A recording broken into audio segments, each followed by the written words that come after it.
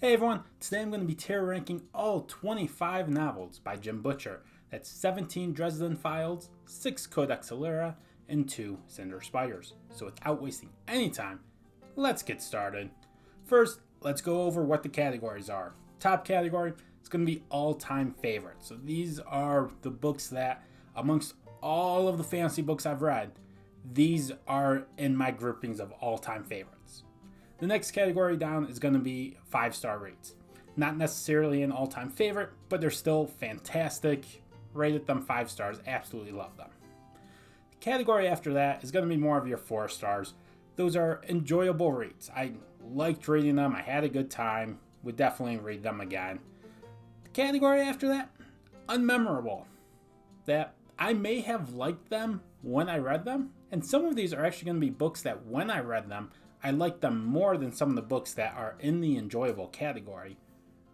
But as time has gone on, I don't remember what the story was about, so I can't really say they were good or great if they didn't stick with me at all.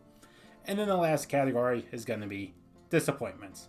Obviously, the fact that I've read 25 of his books means Jim Butcher is one of my favorite authors. So anytime he writes a book that I end up not liking, it's a disappointment. Thankfully, there shouldn't be too many books in that category. But now, let's get started with the Dresden Files to begin with, and the first of those is Stormfront. So Stormfront, I'm going to put in this enjoyable category, where I did like when I was reading it. It has stuck with me, I remember it. It's not great, but I did enjoy while I was reading it. But I just know that this isn't going to be one of the top ones, so I'm going to put it over to the side to begin with. Next, you have Full Moon, and this is the first that's going to fall in the disappointment category, or the disappointed category. I actually planned on DNFing Dresden Files after book 2. I was confused, I didn't like it, just didn't make sense, all the different werewolves, and couldn't follow the plot that well, and it felt like there was no character growth for any of the characters involved. It was just a rehash of book 1. When I reread the book, it was an improvement, but still, best case scenario is it moves up to the bottom of enjoyable, and that took me 2 reads to get there. So it kind of had more of a benefit of the doubt at that point, because I had read the whole series and seen where the events from book 2 are going to lead, so I appreciated it more on reread. But first time through, it was definitely a disappointment.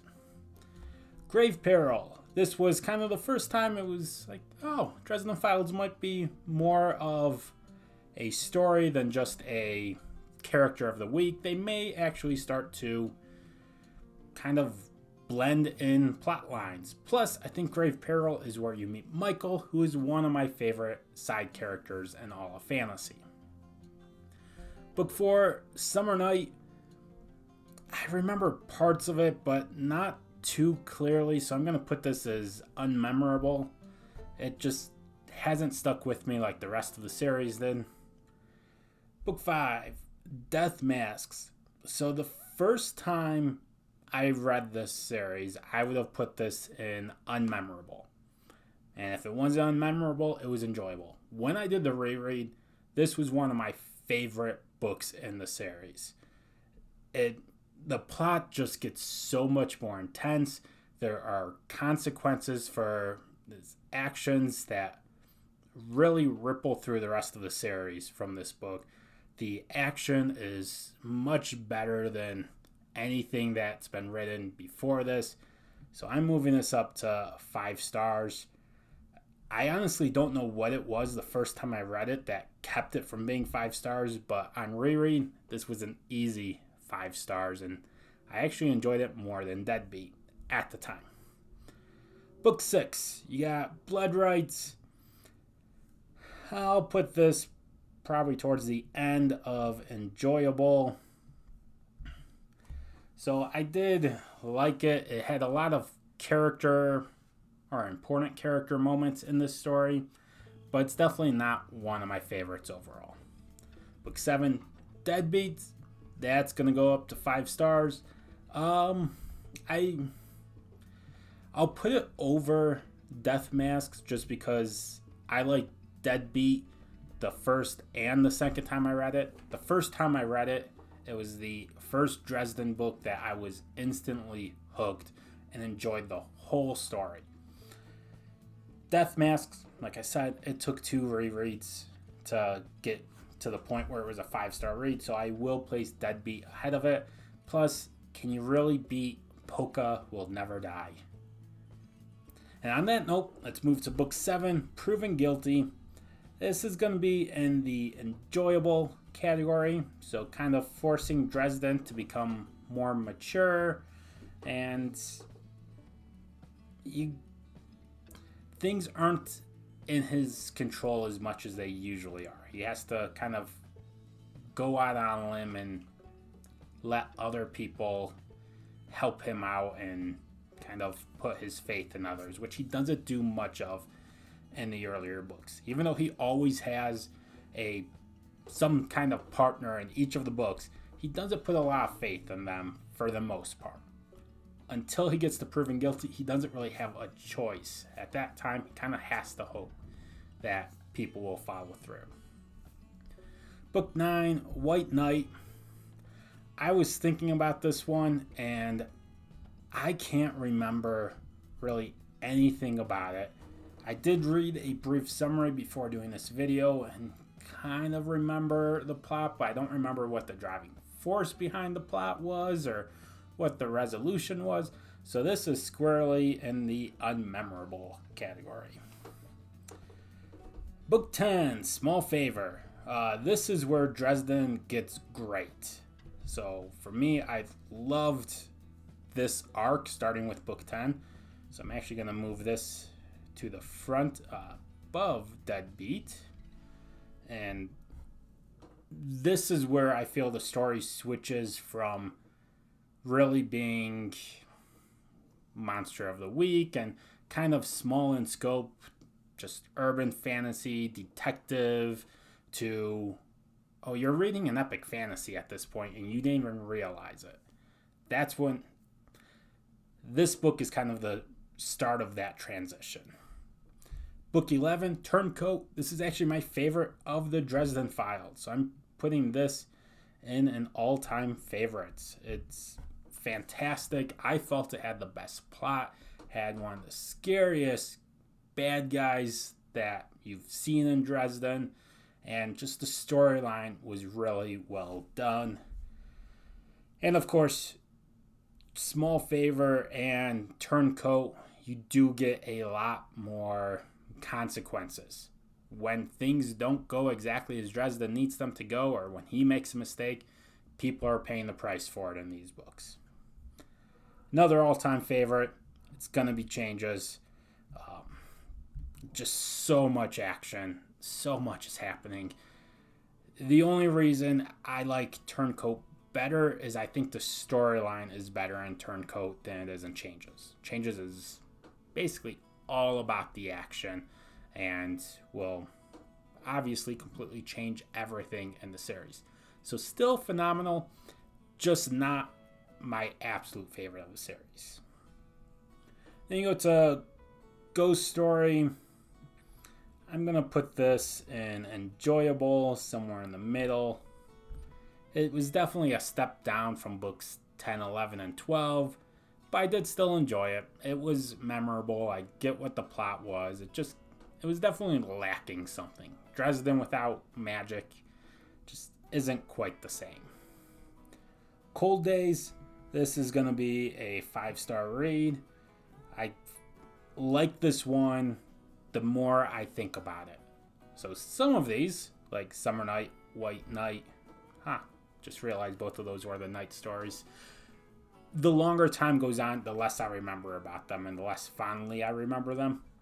Cold Days is the opposite. The more that time goes by, the more I like this book. So I think it started off in an enjoyable range and has moved up to 5 stars, even without me rereading this one yet.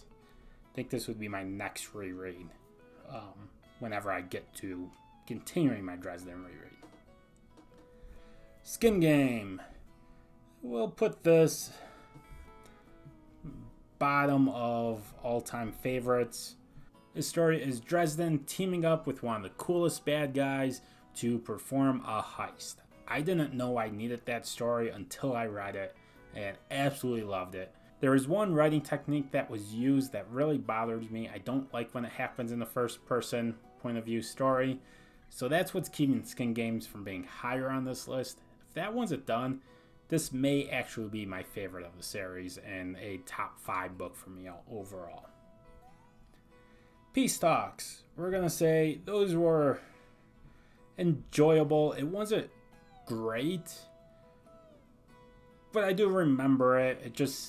It was lacking some tension because it's kind of the setup for Battleground, which was all action. So Battleground in a lot of ways is similar to Changes, just constant fight after fight after fight, and just every bad guy and every good guy that was in any of the 16 books beforehand, they're going to be in Battleground, and everyone is fighting.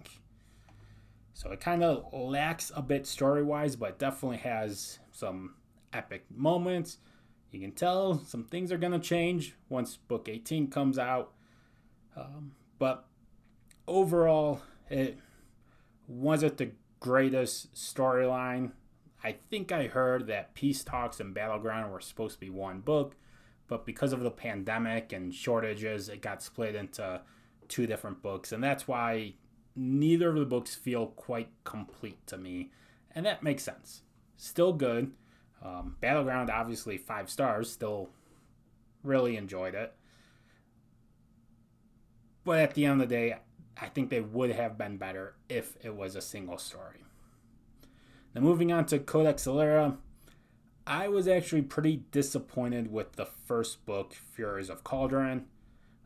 I will move that above Full Moon. So let's just leave it right there. It started off really slowly, and then it was pretty confusing to me with what was going on and how the world worked and what the magic was like. And there were just a lot of questions that I had that left me more confused than satisfied by the end of the book. So I was pretty disappointed. Book 2 was an improvement, but overall I'm going to put in the unmemorable. I'll probably move it above Summer Night and White Night. So I remember the end of the story, definitely a step up from Furies of Cauldron, but still never hit as high of heights as I was hoping it would. Book 3, Cursor's Fury, I'm going to put that at the top of enjoyable. To me, this was the main character, Tavi, was kind of truly stepping into his own and becoming a leader at this point. The other books, he was working more independently or with one other person. At this point, he's put in a position where he has to lead other men, and that's difficult for him because he feels like he's less than they are. He is the only person in this world that doesn't have access to the magic system, and because of that, he feels almost kind of like a crippled or a lesser being, and others will look down on him like that as well. Yet he still takes on this leadership role, he still gets people to follow him, and he still goes toe-to-toe with the opposition, and he's doing it when he's in a weaker position. He doesn't have magic to fall back on. Any competition that he's able to provide, he's doing it through his brains and being clever. And I really enjoyed that. Book 4, Captain's Fury. This is going to fall back down to the unmemorable. Unfortunately, a lot of this series, to me, landed in the good, not great. So nothing rose up to be 5 stars. I enjoyed reading all of them when I read them, but they haven't stayed with me. So I'm actually going to put Princeps Fury and last. So I'm also going to put Princeps Fury in unmemorable, and then First Lord's Fury I'll move up to enjoyable. Yeah, we'll probably go around right here. Again, Codex Alera as a whole, good, not great. So nothing reached the 5-star level. I am glad I read it, and I may enjoy it more on reread.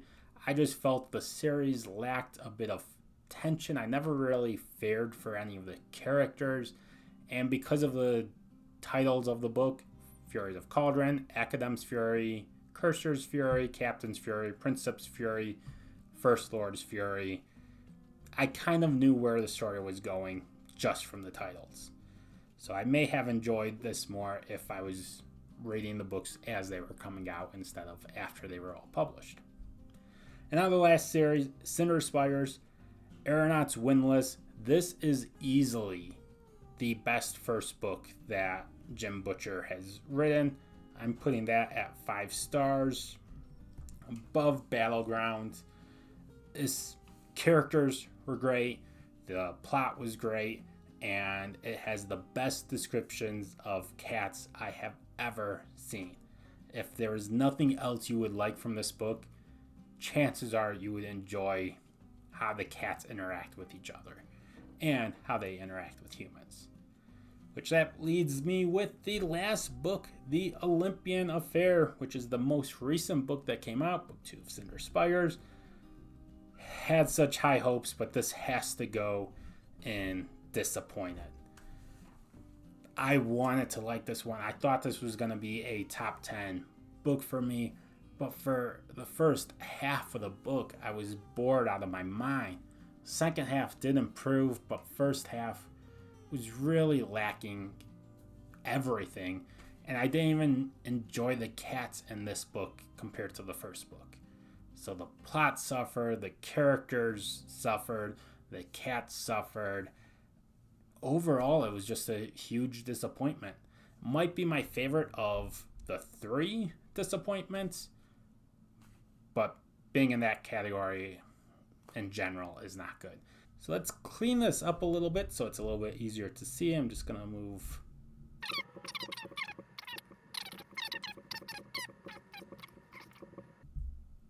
So this is my general rating of all 25 Jim Butcher books.